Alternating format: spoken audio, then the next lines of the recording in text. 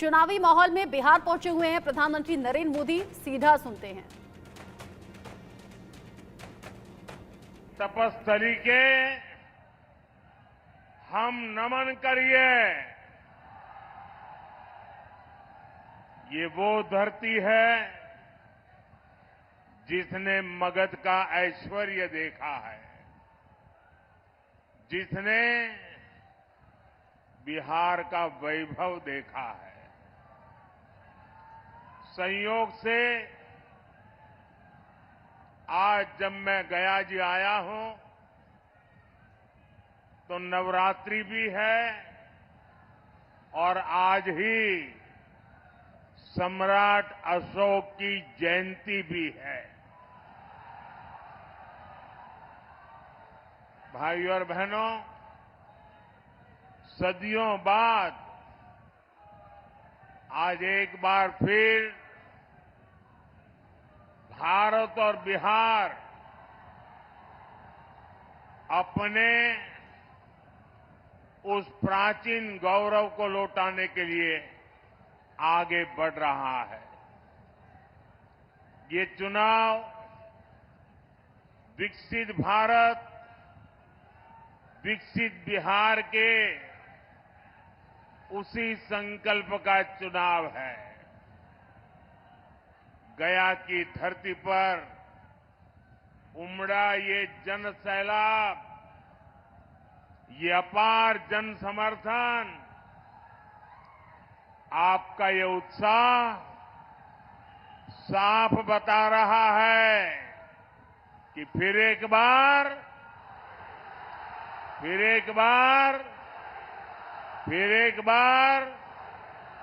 4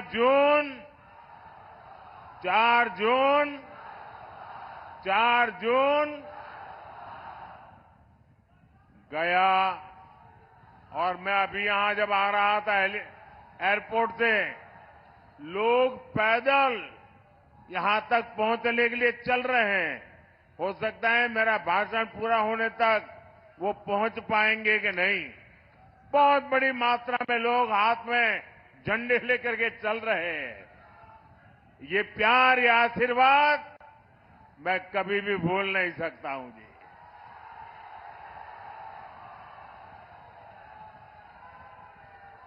गया और औरंगाबाद ने आज घोषणा कर दी है। कल मैं तमिलनाडु में था,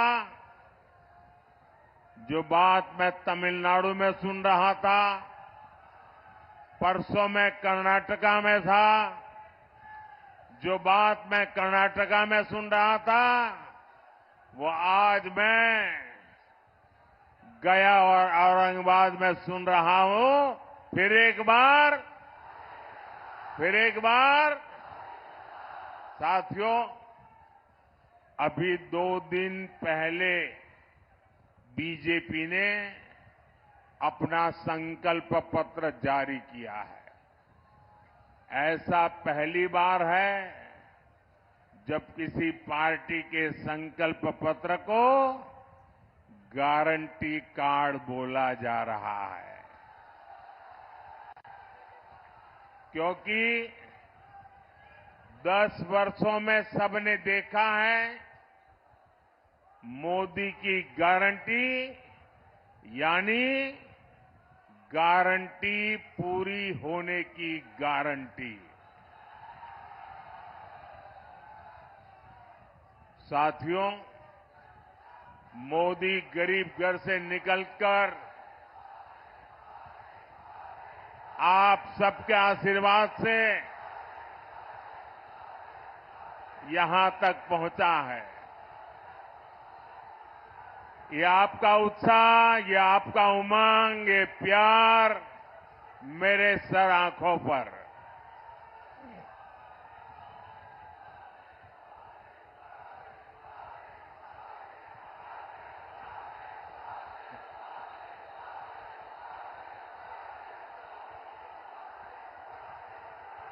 मैं आपका ये प्यार जीवन भर मेरे कानों में गूंजता रहेगा।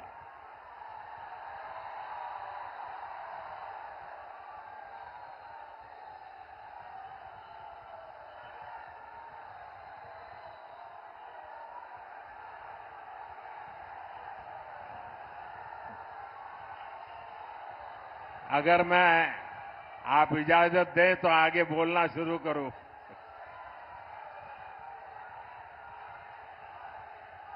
ये ऊर्जा बचाए रखिए, 4 जून को भी जरूरत पड़ेगी।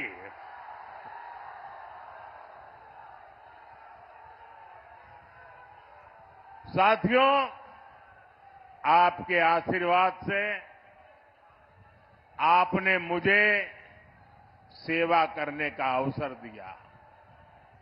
मोदी को देश के संविधान ने ये पद दिया है। डॉक्टर राजेंद्र बाबू और बाबा साहब अंबेडकर, उनका दिया हुआ ये संविधान न होता तो कभी ऐसे पिछड़े परिवार में पैदा हुआ गरीब का बेटा देश का प्रधानमंत्री नहीं बन सकता था।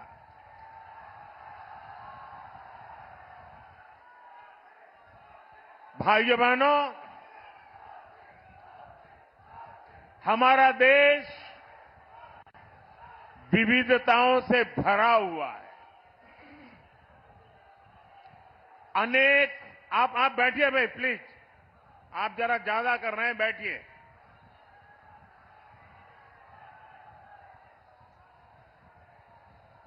हमारा देश विविधताओं से भरा हुआ देश है। अनेक भाषाएं, अनेक बोलियां,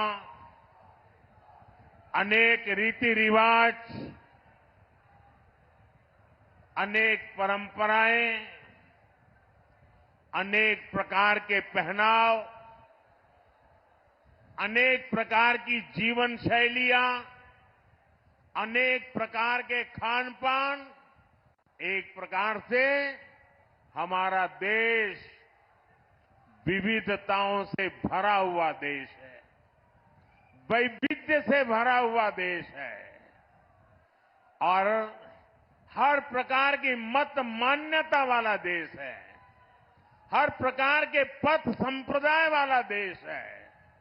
ऐसे में देश के उज्जवल भविष्य को चलाने के लिए नियमों के अंतर्गत आगे बढ़ाने के लिए हमारे पास एक ही पवित्र व्यवस्था, हमारा संविधान है।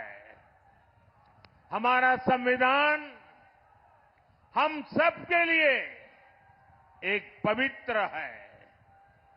संविधान निर्माताओं का सपना था कि भारत समृद्ध बने, लेकिन दशकों तक देश पर राज करने वाली कांग्रेस ने मौका गंवा दिया, देश का समय गंवा दिया। 25 करोड़ देशवासियों को गरीबी से बाहर निकाला है आपके सेवक ने, मोदी ने। दशकों तक गरीबों को रोटी, मकान के सपने दिखाए कांग्रेस और उसके साथियों ने 4 करोड़ गरीबों को पक्के मकान दिए एनडीए सरकार ने। हमारे साथी जीतन राम मांझी जी भी यहां बैठे हैं, वो साक्षी हैं कि कैसे दलित, वंचित, पिछड़ा के नाम पर कांग्रेस और आरजेडी ने सिर्फ अपना राजनीतिक स्वार्थ साधा। दलितों, वंचितों, पिछड़ों को अधिकार और सम्मानपूर्ण जीवन एनडीए ने दिया है। साथियों, अब अगले 5 वर्षों के लिए मोदी का गारंटी कार्ड अपडेट हो गया है। गरीबों के लिए 3 करोड़ पक्के घर बनाए जाएंगे। ये मोदी की गारंटी है। गरीबों को अगले 5 साल तक मुफ्त राशन मिलेगा। ये मोदी की गारंटी है। 70 वर्ष की आयु से ऊपर के हर बुजुर्ग को 5 लाख रुपए तक का मुफ्त इलाज मिलेगा। ये मोदी की गारंटी है। किसान सम्मान निधि आगे भी जारी रहेगी। ये मोदी की गारंटी है। बीजेपी के संकल्प पत्र में समाज के हर वर्ग, हर क्षेत्र के लिए विकास का ठोस रोड मैप बनाया गया है। यहां डोभी क्षेत्र की तस्वीर भी औद्योगिक कॉरिडोर से बदलने वाली है। इससे यहां के युवाओं को रोजगार के लिए बाहर नहीं जाना पड़ेगा।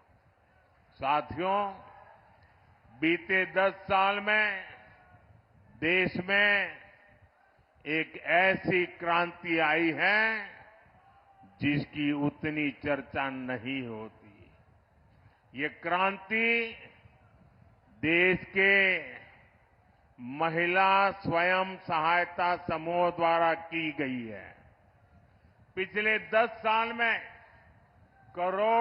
10 करोड़ महिलाएं सेल्फ हेल्प ग्रुप से जुड़ी है।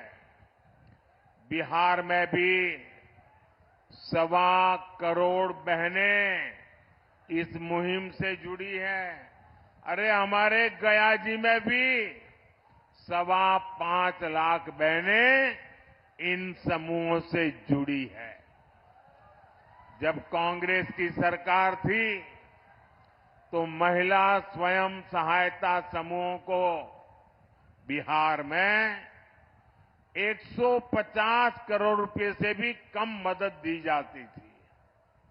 एनडीए सरकार के 10 साल में इन्हीं महिला समूहों को 40,000 करोड़ रुपए से ज्यादा दिए गए हैं। इसी प्रयास से अकेले बिहार में 12 लाख से ज्यादा महिलाएं लखपति दीदी बनी है। अब मोदी ने देश की 3 करोड़ महिलाओं को लखपति दीदी बनाने का अभियान शुरू किया है। इसका बहुत बड़ा लाभ बिहार की महिलाओं को होगा। साथियों, हमारे एजेंडे में विकास भी है और विरासत भी है। यहां नॉर्थ कोयल प्रोजेक्ट कितने लंबे अरसे से लटका हुआ था, ये आप भी जानते हैं। ये एनडीए सरकार है जो इसे पटरी पर लाई है। इस प्रोजेक्ट के पूरा होने से गया और औरंगाबाद के किसानों को सिंचाई की बहुत बड़ी सुविधा मिलेगी। हमारी ही सरकार में प्रसाद योजना के तहत देश के 12 प्राचीन ऐतिहासिक धरोहरों में गया जी को भी शामिल किया गया है।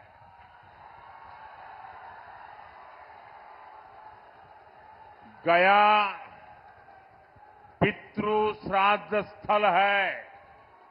यहां भगवान बुद्ध को बुद्धत्व की प्राप्ति हुई थी। वैसे कम लोगों को पता है कि गुजरात में भी पाटन जिले में सिद्धपुर को मातृ श्राद्ध स्थल माना जाता है। इसे मातृ गया भी कहते हैं। जैसे यहां पितृ गया है, गुजरात के सिद्धपुर में मातृ गया है। हमारी सरकार इन सभी स्थलों के विकास के लिए प्रतिबद्ध है। अभी बीजेपी ने अपने संकल्प पत्र में भी कहा है कि वो भारत की विरासत को वर्ल्ड हेरिटेज मैप पर लेकर जाएगी। हमारे गया जी को भी हम उस ऊंचाई पर ले जाना चाहते हैं और इससे बड़ी संख्या में ग्लोबल टूरिस्ट भारत आएंगे और इसका लाभ इन सभी क्षेत्रों को होगा। साथियों, आकांक्षी जिला कार्यक्रम के तहत गया का तेजी से विकास सुनिश्चित किया गया है। अमृत स्टेशन योजना के तहत गया स्टेशन का कायाकल्प किया जा रहा है। विकास का ये स्केल, विकास की ये रफ्तार, इतने सारे काम हुए, आपके उत्साह में भी नजर आ रहा है कि मोदी सरकार ने कितने काम किए हैं। लेकिन साथियों, मैं जो संकल्प लेकर के चला हूं, मैं जो सपने देखता हूं और दुनिया में भारत का जो स्थान मेरे मन में है, उस हिसाब से तो इतना सारा करने के बाद भी मैं तो यही कहता हूं, ये तो ट्रेलर है, ट्रेलर।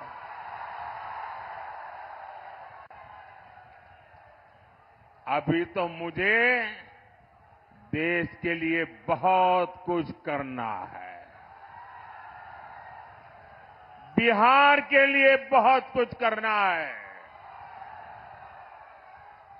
साथियों, बिहार के लोग जानते हैं, ये चुनाव दल का नहीं, देश का चुनाव है।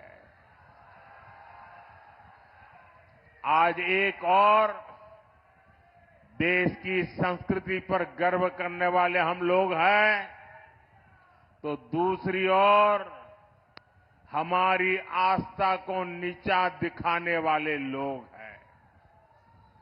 कल रामनवमी का पावन पर्व है।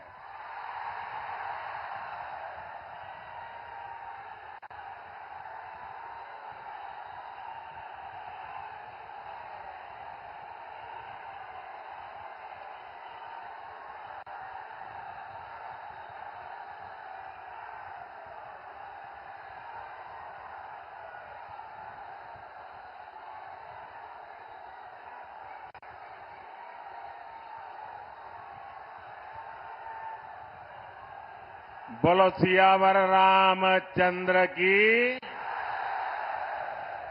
साथियों, कल रामनवमी का पावन पर्व है। सूर्य की किरणें कल अयोध्या में रामलला के मस्तक का विशेष अभिषेक करेंगी। लेकिन घमंडिया गठबंधन के लोगों को राम मंदिर से भी परेशानी है। जो लोग कभी भगवान राम के अस्तित्व पर सवाल उठाते थे, वो आज राम मंदिर पर कैसी कैसी भाषा बोल रहे हैं। एक समुदाय के तुष्टीकरण के लिए इन लोगों ने प्राण प्रतिष्ठा कार्यक्रम का निमंत्रण ठुकरा दिया।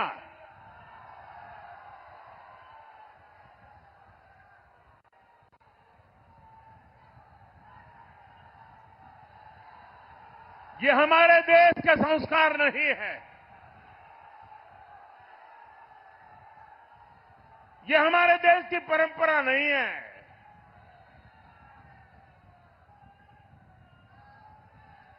इस घमंडिया गठबंधन के एक नेता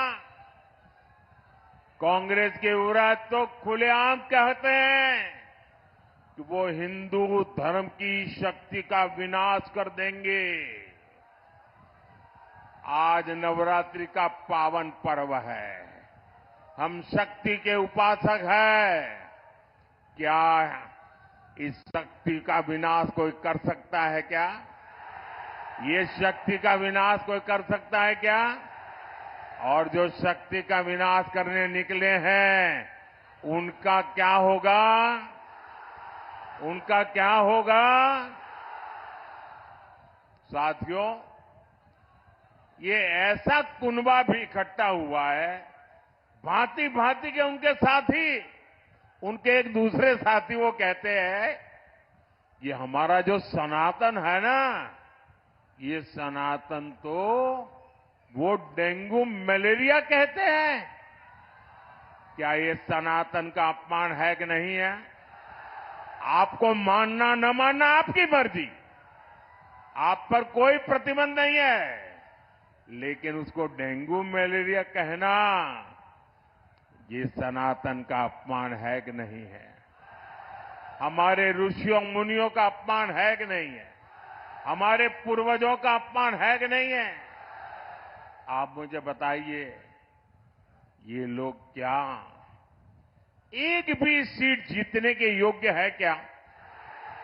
इनको सजा मिलनी चाहिए कि नहीं मिलनी चाहिए? पूरे बिहार में से एक एक को साफ करना चाहिए कि नहीं करना चाहिए? साथियों, घमंडिया अलायंस के पास न कोई विजन है, न कोई विश्वास है। ये लोग जब वोट मांगने जाते हैं तो भी नीतीश जी के कामों पर वोट मांगते हैं। ये लोग क्यों नीतीश जी के कामों का, केंद्र सरकार के कामों का क्रेडिट खाते हैं? वो पूरा बिहार जानता है। आरजेडी ने भी इतने वर्षों तक बिहार पर राज किया है, लेकिन इनकी हिम्मत नहीं है कि अपनी सरकारों ने क्या काम किए उसकी चर्चा कर ले। बिहार में जंगल राज का सबसे बड़ा चेहरा आरजेडी है। भ्रष्टाचार में बिहार में भ्रष्टाचार का दूसरा नाम आरजेडी। बिहार की बर्बादी की सबसे बड़ी गुनहगार चारा घोटाले के नाम पर वोट मांगने वाले, क्योंकि उस पर तो अदालत से चारा चोरी की है, गरीबों को लूटा है, अदालत ने मोहर लगा दी है भाई। साथियों, आरजेडी ने बिहार को केवल दो ही चीजें दी है। एक जंगल राज, दूसरा भ्रष्टाचार। इन्हीं का दौर था जब बिहार में अपहरण और फिरौती एक उद्योग बन गया था। हमारी बहन बेटियां घर से बाहर नहीं निकल पाती थी। हमारे गया जैसे इलाके नक्सली हिंसा की आग में जलते रहते थे। जो जगह भगवान बुद्ध के नाम से जुड़ी हो, वहां नक्सली गोलियां चलती हो, ये हालत करके छोड़ दिया था। आरजेडी ने बिहार के कितने ही परिवारों को बिहार छोड़कर जाने पर मजबूर कर दिया था। साथियों, आज लूट का वही खेल ये लोग देश के साथ खेलना चाहते हैं। ये भ्रष्टाचार पर कार्रवाई करता हूं वे लोग मोदी के खिलाफ लामबंदी करते हैं। मैं कहता हूं भ्रष्टाचार हटाओ, तो ये कहते हैं भ्रष्टाचारी बचाओ। इन्हें लगता है कि बिहार के लोग, बिहार के युवा इनकी बातों में आ जाएंगे। स्मार्टफोन के जमाने में बिहार के युवा, हमारे स्मार्ट युवा कभी जंगल राज वालों के साथ नहीं जाएंगे।